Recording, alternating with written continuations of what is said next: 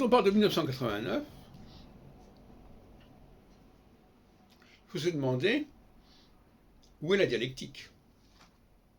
C'est-à-dire, si quelque chose s'est effondré, quand est-ce que ça s'est construit?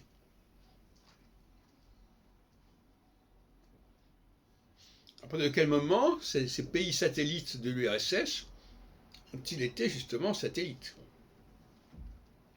Et il serait quand même intéressant de voir si le moment où cette satellisation des pays de l'Europe de l'Est, suite d'ailleurs notamment à ce qui s'est passé pendant la Seconde Guerre mondiale, avec les zones d'occupation Est et Ouest, à quelle configuration astrologique 1989 répond. Parce qu'on peut penser que d'une certaine manière, s'il y a deux configurations, s'il y a deux situations géopolitiques inverses, il faut qu'il y ait également sur le plan cosmique des problématiques inverses. Ce serait assez logique, quelque part. Donc la moindre des choses, pour valider même l'idée que 1989 correspond à ce qu'on dit que ça correspond, encore faudrait-il montrer que lorsque ce bloc s'est constitué, il y avait des astralités qui avaient un rapport quelconque, dialectique, avec 1989. Travail qui n'a pas été fait à ma connaissance.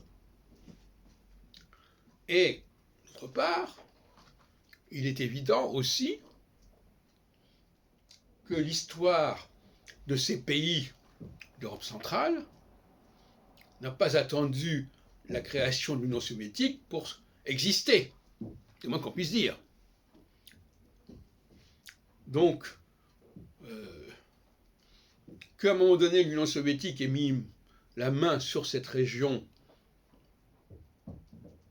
au lendemain de la Seconde Guerre mondiale, ne signifie pas que cette région appartienne à l'histoire de l'Union soviétique, sinon par un biais. En 1919-1920, il y a eu la dissolution de l'Empire austro-hongrois, qui n'avait strictement rien à voir avec l'Union soviétique.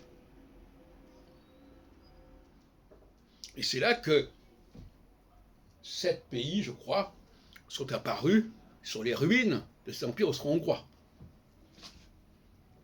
Et ce n'est que plus tard, bien plus tard, non plus au lendemain de la Première Guerre mondiale, mais au lendemain de la Seconde Guerre mondiale, que l'Union soviétique a intégré cette région dans sa sphère d'influence. Mais en toute cette cause, cette région a une histoire complètement distincte de celle de l'Union soviétique.